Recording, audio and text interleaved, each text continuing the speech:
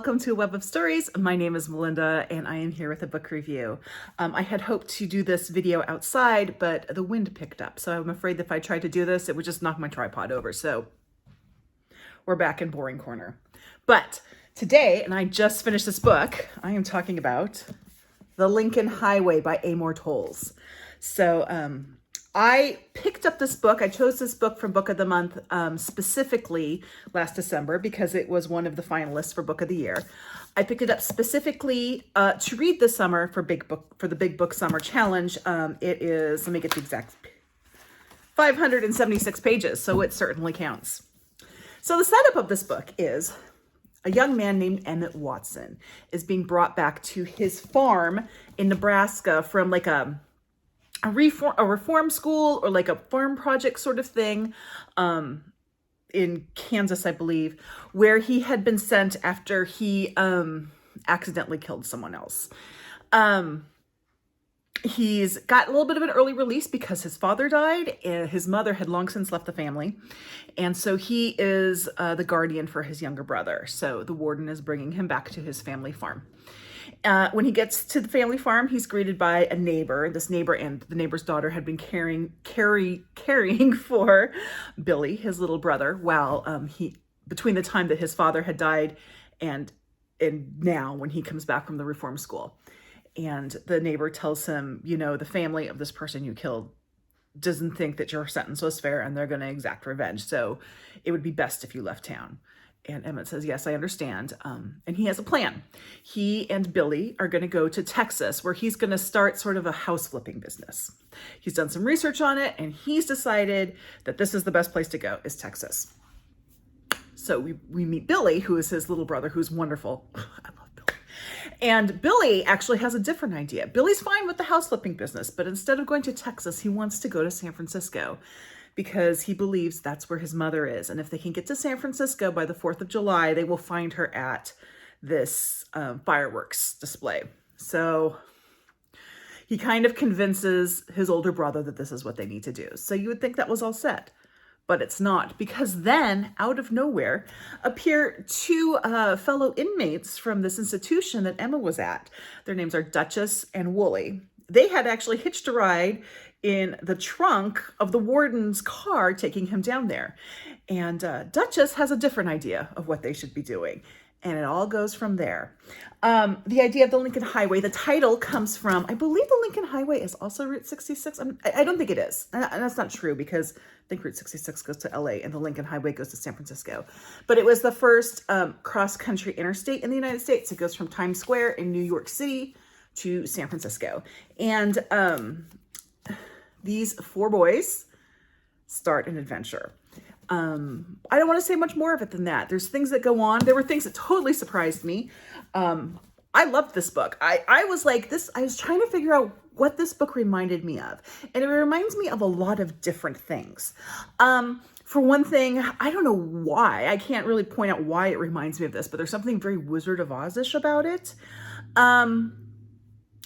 It's not a fantasy at all. It's a historical fiction. There's nothing really that ties it to the Wizard of Oz, but just sort of that feeling I remember as a little kid having when I first saw the movie The Wizard of Oz, that sort of wonder of what's going to happen next. That's a lot of what I felt reading this. There's also sort of an epic feel about it, which I do believe is actually intentional. Billy, Emmett's little brother, has a book with him, and this is his favorite book. I had to write down the title of the book to make sure I got it right. It is Professor Abacus Abernathy's Compendium of Heroes, Adventurers, and Other Intrepid Travelers.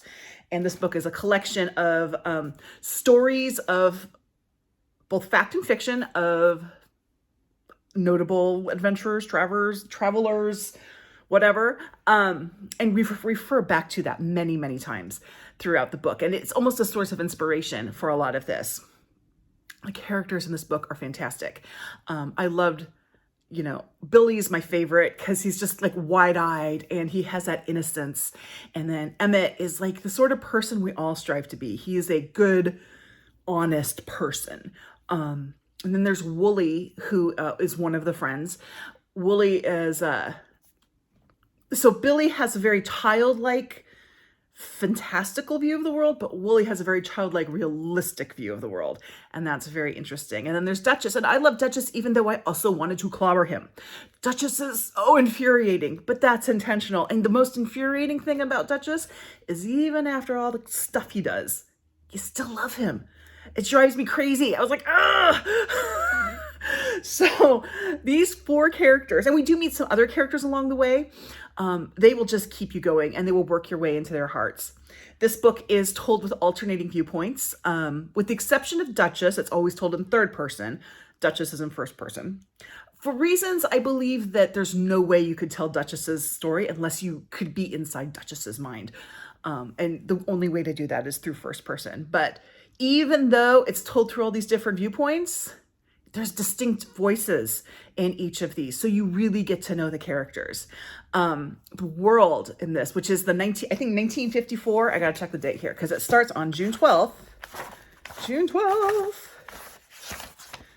1954 and ends on June 21st, 1954. I started this book on June 12th, 2023, and I ended it on June 21st, 2023. That was intentional on my part. The world is wonderful. It's really set well in time. In 1954 is a very interesting time because you're still, like, it's post-war, but the war's a little bit farther away. You do have I believe the Korean War was going on then. You're kind of in the Cold War, so there's lots of stuff going on, but you're not that far away from this other sort of idyllic time of like the golden age of, I don't know, movies. Not that movies played a big part in this. Actually, vaudeville plays a bigger part in this, and you are farther from vaudeville, but it's still a part in there. But a sort of golden age of storytelling techniques, and I loved that. If there's anything I didn't like about this book is that there's a couple little things where, I mean, actually there's only one that I can think of. I can't tell you what it is because it's kind of a spoiler, but it was a little consistency error. I was like, wait a minute, you said here and now this is happening. Minor thing. I pick up on things like that. A lot of people might not even notice it, but I noticed it. This is the second Amor Towles book I have read. The first was A Gentleman in Moscow. I really, really enjoyed A Gentleman in Moscow, but I really, really loved The Lincoln Highway. This is an A+ book for me. It is one I highly recommend. Yes, it is hefty. It is 576 pages, but it will fly by. I actually had to use some restraint to read this. I read, as I said, it's told over 10 days, and each section is a day, so it starts with 10 and it counts down. I had to restrain myself to only read 1 day's worth a day because you just got so sucked into it. I love this book. This is a book I would recommend to anybody. If I could get my husband to read this book, he would love this book. I don't think I can get him to read it, but I would recommend this book for him. So if you're looking for something to read, you want something that just is sort of will inspire wonder and awe, and it's both a triumph and a tragedy, and it gives all the feelings, check out The Lincoln Highway by Amor Towles. Thank you very much for listening to me rave about that book. If you like this video, give me a thumbs up and subscribe to my channel, and I'll see you next time. Thank you.